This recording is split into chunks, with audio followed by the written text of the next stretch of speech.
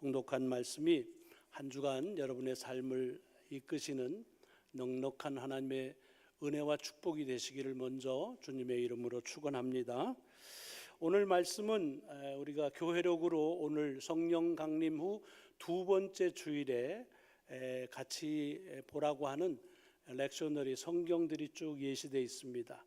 전에도 한번 말씀드렸지만 우리 주보를 보시면 예배 순서가 있는 그 면에 맨 밑으로 보면 아주 작은 글씨지만 거기에 있는 성경 말씀이 예시되어 있습니다. 구약에 있는 말씀, 시편 말씀, 복음서, 그리고 서신의 말씀 이렇게 주어져 있는데 오늘은 그 말씀들 가운데에서 복음서에 해당하는 말씀이 오늘 본문의 말씀입니다. 내용은 아주 간단합니다. 마태가 주님의 제자로 부르심을 받는 이야기입니다. 마태가 세관에 앉아 있다가 거기를 어디로 가시면서 지나가는 주님이 보시고서는 그를 보고 나를 따르라 그렇게 얘기했고 거기에 마태가 즉각 응답하고 따랐다라고 하는 그런 아주 간단하지만 명료한 마태의 부르심에 대한 말씀이 오늘 본문에 나오는 말씀입니다. 여기 보면 마태가 세관에 앉아 있다라고 하는 이 표현 때문에 이 마태는 세리였다라고 그렇게 늘 얘기합니다. 근데 생각해 보면 세관에 앉아 있다고 꼭 세무 공무원은 아닐 수도 있잖아요. 뭐 세금을 납부하러 간 일반 시민일 수도 있겠죠.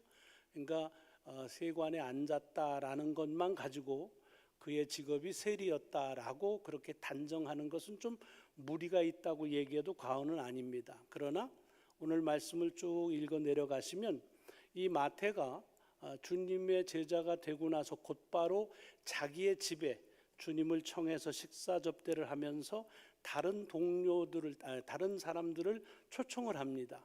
근데 그 초청한 사람들을 뭐라고 되어 있냐면 많은 세리와 죄인들이라 그렇게 되어 있습니다.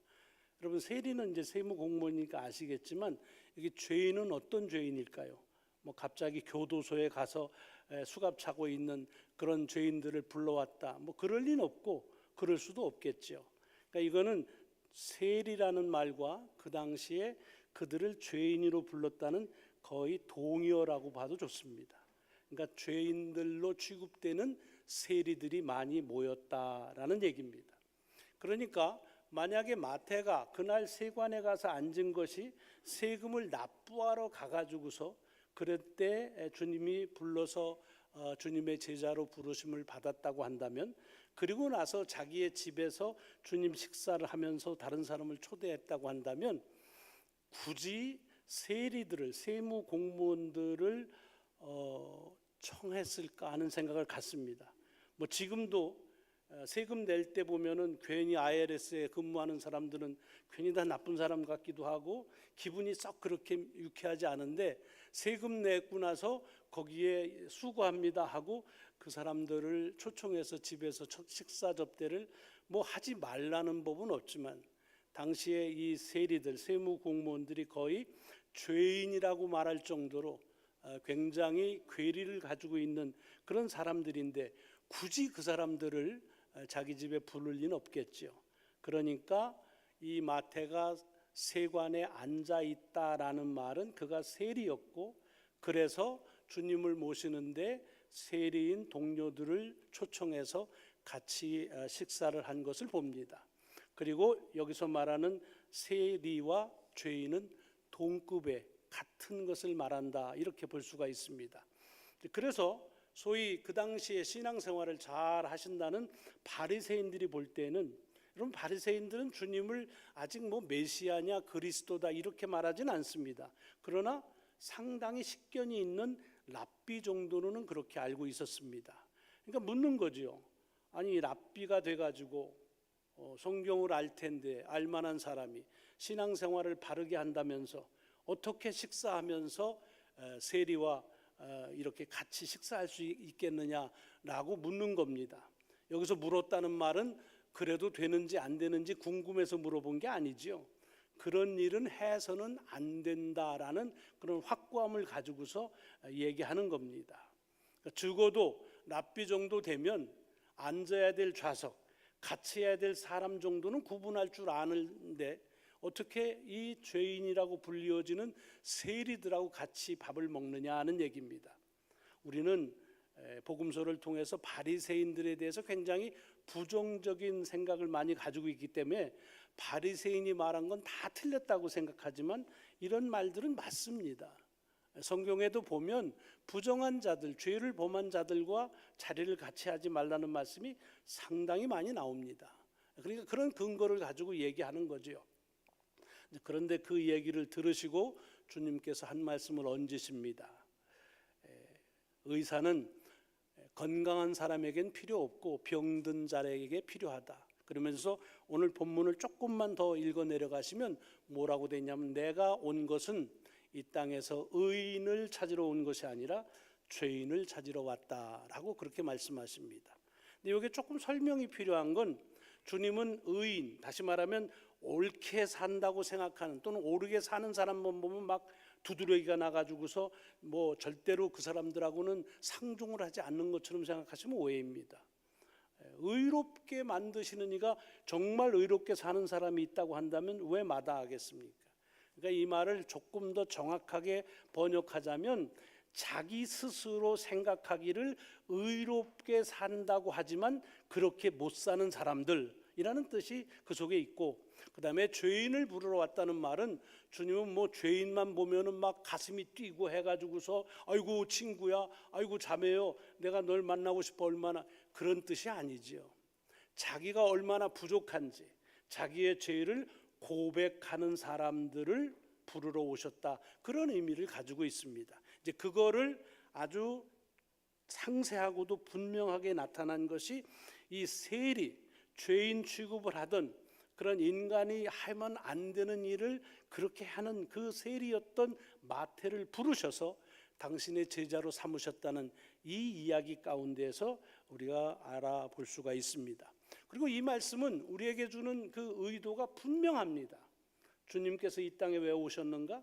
주님은 의인들을 불러서 하나님의 나라를 세우시려고 온 것이 아니라 죄인이라고 고백하지만 사실은 그들도 하나님의 자녀였다는 사실을 다시 확증해 주기 위해서 그래서 오셨다고 하는 것이 오늘 본문에 있는 말씀의 내용이고, 이게 좀 확장하면 복음서 내용의 전체입니다. 주님께서 이 땅에 그리스도로 오셨다라는 말 자체가 바로 그 의미를 다 함축하고 있다고 해도 과언이 아닌 말씀이죠. 그런데 오늘 저는 여러분과 같이 이 본문의 말씀을 그렇게 이 땅에 오셔서 세리, 죄인이요 병든 자와 같은 사람을 찾으시는 주님의 입장에서가 아니라 그렇게 주님이 부르시는 그 마태의 입장에서 한번 이 본문의 말씀을 좀 보자 하는 얘기입니다. 우리가 잘 아는 대로 마태복음은 마태가 쓴 그런 복음서입니다. 그렇죠? 그런데 여기 보면은 이 복음서에서 다루는 건 내용이 두 가지입니다. 누가 썼든지, 하나는 예수가 그리스도이시다라는 의미고, 또 하나는 그 예수를 만난 사람들의 이야기가 복음서 내용의 전체입니다. 자, 그러면 우리가 쉽게 연상할 수 있는 게, 내가 복음서를 쓴다고 할 때 예수를 만난 사람들의 이야기 중에서 나도 예수님을 만났다고 한다면 누구의 얘기가 가장 내게 있어서는 중요하게 여겨지겠느냐 하는 겁니다. 뭐 이거를 그냥 피상적으로 생각하지 않고 여러분 주님을 만났던 경험 중에서 보면 뭐 이 세상의 경험과 간증들이 굉장히 많지요. 그렇지만 여러분에게 가장 중요한 그런 간증이 있다고 한다면 여러분이 주님을 만난, 여러분이 주님 때문에 회심하고 새로운 삶을 산 이야기가 아마 가장 중요할 것이라고 생각합니다. 왜? 그것이 나의 이야기 때문에 그렇습니다. 이거는 뭐 신앙 고백만 그런 것이 아니라 우리가 사는 일상의 모든 일들이 다 그렇습니다.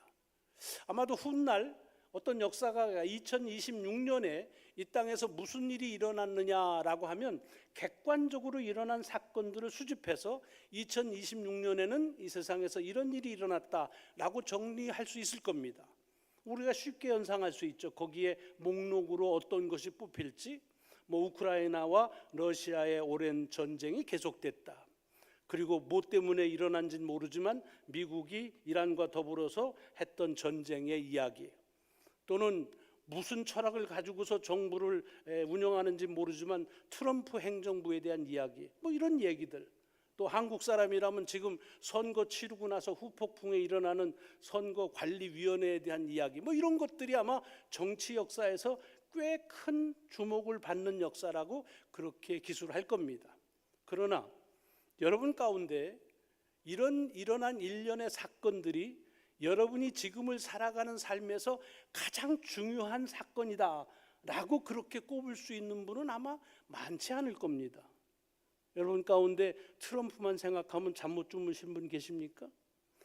여러분, 선거 관리가 그렇게 잘못됐으니 나는 어떻게 사나, 그러고서 막 손을 부들부들 떨면서 며칠을 그렇게 지새우시며 고민하는 분 계십니까? 뭐 있을 수는 있겠지만 대부분은 아닐 겁니다. 그러니까 우리 삶에서 일어나는 일 중에 무엇이 가장 중요하냐라는 것은 객관적인 정보나 데이터를 가지고 정하는 것 같지만 그렇지 않습니다. 그것이 나하고 얼만큼 관계가 있느냐 하는 것으로 판별이 됩니다. 아까 말씀드렸지만 저는 오늘 굉장히 귀하게 여기는 예배입니다. 왜냐하면 제가 목사로서 성찬을 집례하는 마지막 성찬 집례식입니다. 그런데 여러분 가운데서 오늘 오시면서 오늘은 이 목사가 성찬을 마지막 집례하는 날이니까 내가 오늘 참 그 뜻깊은 날 가서 성찬에 함께 하겠다, 그러고 오신 분들이 별로 계시지 않을 겁니다. 아마 또 여기 안 계신 분들은 그거보다는 본인에게 더 큰 일들이 있기 때문에 그런 일들이 우리의 수순에서 밀려날 수도 있습니다.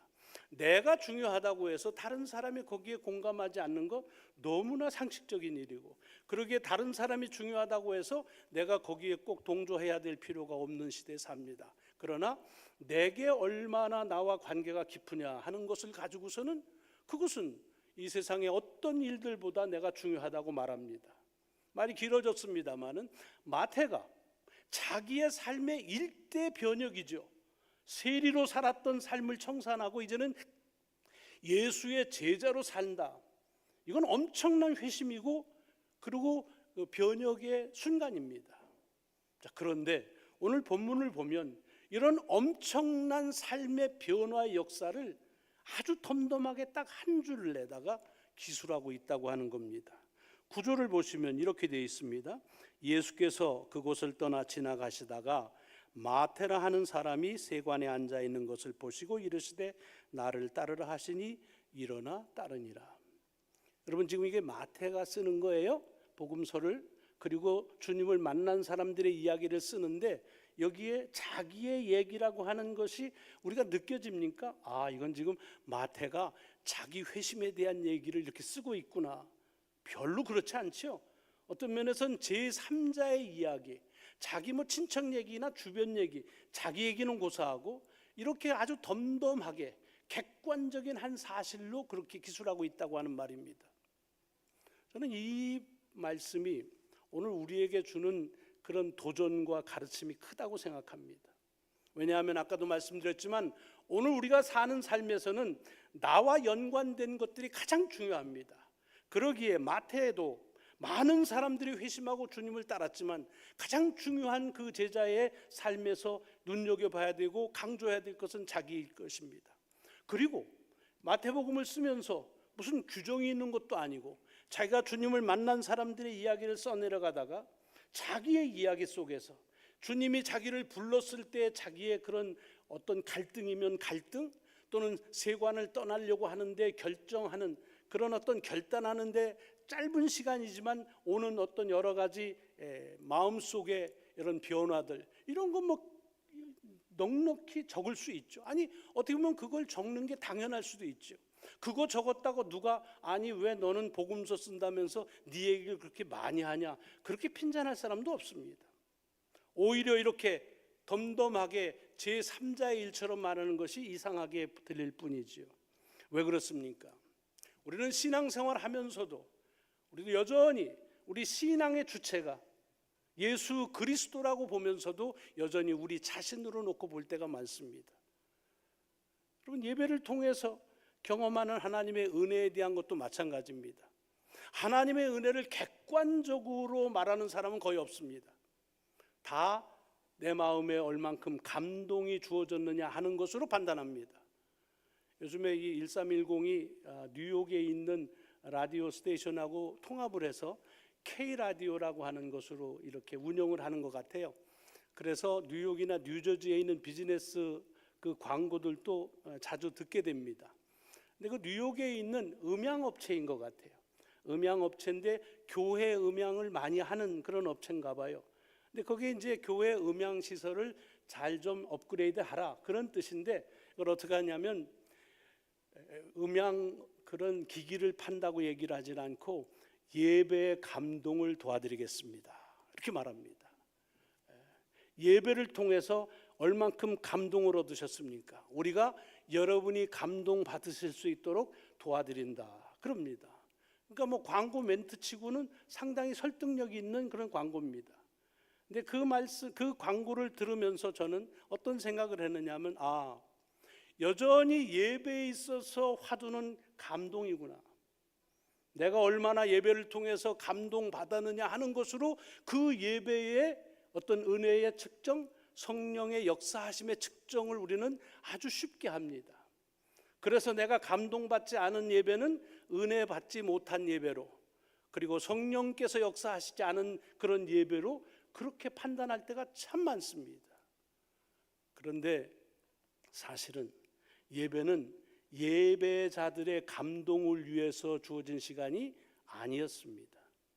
그렇게 시작한 것이 예배가 아닙니다. 우리의 죄를 용서하시는 하나님에 대해서, 그래서 예배 화두는 감동이 아니라 감사였습니다. 내가 얼만큼 하나님께 감사드리느냐 하는 것이지요, 내 마음이 찬양을 통해서 또는 말씀을 통해서 얼마나 무부했느냐, 그것 감동으로 예배를 측정하는 일은 굉장히 위험할 때가 많습니다. 옛날에 권재열 집사님이 저희 교회에 출석하시면서 그런 얘기를 하셨습니다. 와서 예배를 드리는데 2달 동안 예배를 드리면서 여기에 막 소름이 돋더래요. 그래서 예배를 통해서 이렇게 소름이 돋는구나. 근데 2달 지나니까 안 돋더래요. 여러분, 감동이라고 하는 것은 내 속에서 느낌과 자극하는 것들은 우리를 무디게 할 수 있습니다. 그러니까 예배에서 굳이 말하자고 한다면, 하나님이 기뻐 받으시는 예배인가, 내가 부르는 찬양이 사람들에게 감동을 주는 것인가, 아니면 하나님이 기뻐 받으시는 찬양으로 준비됐는가, 내가 드리는 감사가 내가 하나님 앞에서 얼만큼 하나님의 귀한 은혜를 기억하며 드리느냐 하는 것이 중요합니다. 말을 다시 본문으로 보면, 마태는 오늘 본문 속에서 자기의 삶의 일대의 혁신을 가져오는 회심의 이야기 속에서도 여전히 그 회심 사건의 주체가 예수 그리스도라는 사실을 놓지 않습니다. 그리고 자기는 그 주체의 하나의 개체일 뿐이다 라고 하는 것을 본다고 한다면, 우리가 신앙생활하면서 우리 신앙의 주체가 예수 그리스도라고 하는 사실을 놓지 말아야 되는 그런 귀한 도전과 가르침을 오늘 말씀 속에서 깨닫게 됩니다. 자, 그런데 오늘 이 말씀을 다시 보시면서 제게 또 하나 도전으로 다가온 건 뭐냐면, 이 마태가 자기를 지금 죄인이라고 말하고 있다는 겁니다. 자기 직업이 세리라고 말하지만, 그러나 다른 말로 하자면 당시의 사람들에게 질타를 받고 있는 그런 죄인이라, 욕심 사나워서, 그래서 사람들이 하면 안 되는 일도 마다 않고 그래서 치부하기 위해서 살아가는 그런 죄인이다라고 그렇게 고백하고 있다는 겁니다. 물론 여러분 가운데에는 이렇게 생각하실 거예요. 나도 기도할 때 하나님 앞에서 죄인이라고 기도합니다. 맞아요. 우리가 주님 앞에 기도할 때 우리가 죄인이라는 고백을 많이 하지요. 그런데 한 걸음 더 나가서, 만약에 여러분들이 여러분을 다른 사람에게 소개할 때 제가 죄인입니다 라고 그렇게 소개한 적이 있으신지요? 에이, 내가 뭐 그 정도의 죄를 짓진 않았어, 내가 뭐 그러실 겁니다. 사실은 죄를 살았다는 말도 누군가 해야 될 일인데, 그것 때문에 뭐 욕심 사납게 했지만 누군들 그 자리에 있으면 그걸 안 하겠어요? 그런데 이 마태는 자기 스스로를 세리인이라고 말하면서 죄인이라고 그렇게 자기를 소개하고 있다는 겁니다. 더 나아가서는 자기 소개하는 것도 그렇다 손 치더라도 누군가가 여러분을 향해서 아이고 저 사람 죄인이네 라고 얘기하면 어떠시겠습니까? 맞아요, 제가 죄인이에요 라고 수긍하시겠습니까? 아마 어려울 겁니다. 어렵다는 말은 저를 생각해 보니까 어려울 것 같아요. 아마 누군가가 와서 당신 죄인입니다 라고 말하면 예 맞습니다, 저는 죄인입니다 라고 얘기하기 전에 아니 저는 뭘 잘났다고 지가 나의 죄를 뭐 그렇게 손가락질할 형편이 돼? 너나 잘해라 이 녀석아, 뭐 이럴 겁니다. 근데 오늘 본문에 보면 마태는 자기가 죄인이라고 말하고 자기 소개를 죄인이라고 말하고 심지어는 주님께서 죄인이라고 말하고 있다는 사실을 기술하고 있습니다. 여기 보세요. 바리새인들에게 얘기했지만 마태가 듣습니다. 나는 건강한 사람이 의사 필요 없고 병든 자라야 필요하다. 또 뭐예요? 마태는 병든 자라는 겁니다. 의인을 부르러 온 것이 아니라 죄인을 부르러 왔다. 그러니까 주님이 지금 마태보고 뭐라는 거예요? 죄인이라는 말입니다. 이것을 그대로 기술하고 있다고 하는 사실이 대단히 중요한 겁니다.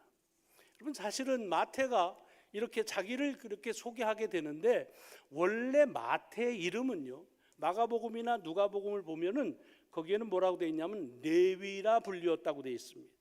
이 사람의 본래 이름이 레위였습니다. 마가복음 2장이나 누가복음 9장을 나중에 찾아보시면 거기에 레위라 불리우는 이가 이렇게 되어 있습니다. 그러면 똑같은 말씀이에요. 그러니까 여기 마태라는 말은 후일에 붙여진 이름일 가능성이 큽니다. 본래 이름은 그는 레위였습니다. 여러분, 레위라는 말 많이 들어보셨죠? 우리는 레위가 이스라엘의 12지파의 이름으로 익숙합니다. 근데 그 12지파의 한 이름이 되기 전에는 그 전에 야곱의 12아들의 이름이었습니다. 그리고 그렇게 야곱의 아들의 이름을 가진 것은 이 레위인 엄마 야곱의 와이프였던 레아가 이름을 졌습니다. 창세기를 보시면 이 레아가 남편과 결혼을 해 사는데 별로 남편의 사랑을 받지 못합니다. 오히려 동생인 라헬을 남편은 더 좋아합니다. 그래서 사는데 아이를 낳습니다. 그래서 자기의 그 결혼 생활에서의 소망을 그 아이의 이름에 담습니다. 레위다라고 얘기한 건 뭐냐면 이제 내가 남편과 하나가 된다, 또는 하나가 되게 하는 사람이다라는 뜻을 갖습니다.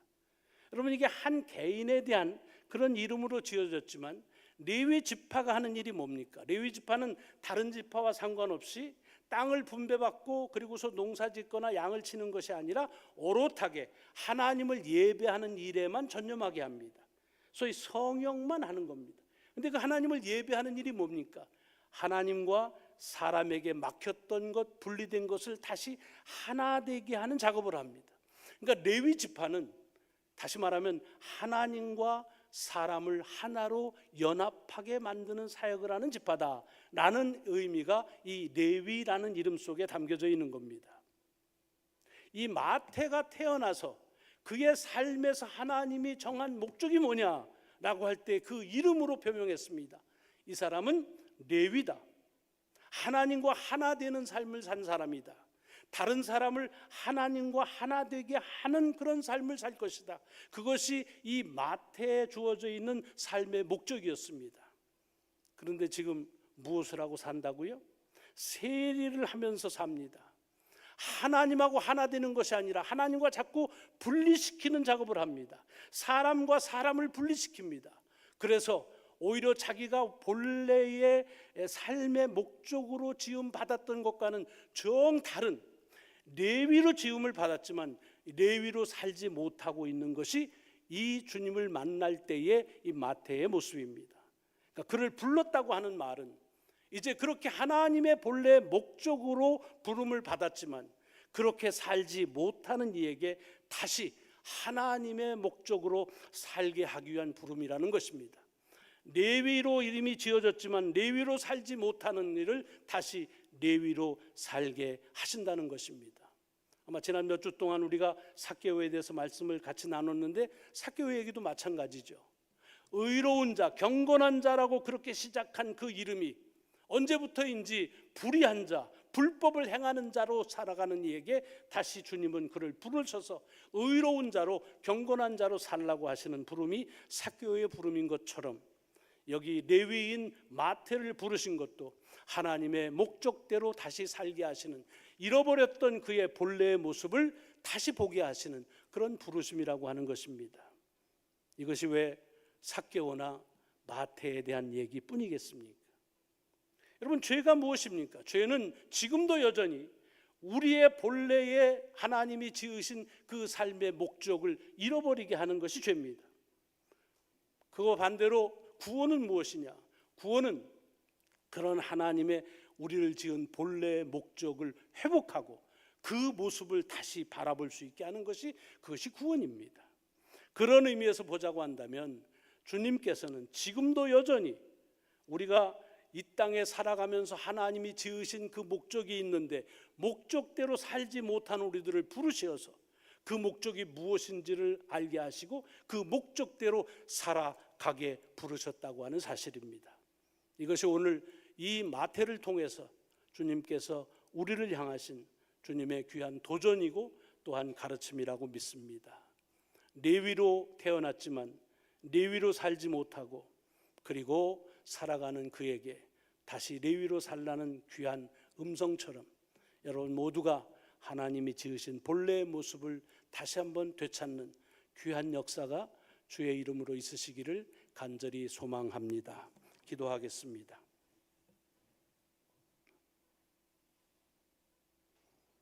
삭개오이든 마태이든 또 우리들이든 하나님이 본래 지으신 온전한 모습으로 지음을 받았지만 죄로 인하여 잃어버리고 잊어버리고 살고 있는 저희들의 모습을 다시 한번 우리의 본래 모습을 보게 하시고 그 본래의 모습을 회복하게 하시고 본래의 모습대로 살게 하시는 주님의 귀한 은총을 이 시간 마태를 통해 듣게 하시오니 감사합니다. 우리의 삶이 그러므로 하나님이 지으신 그 본래의 모습대로 살아갈 수 있도록 인도하여 주옵소서. 감사드리오며 우리 구주 예수 그리스도의 이름으로 기도드리옵나이다. 아멘. 아멘.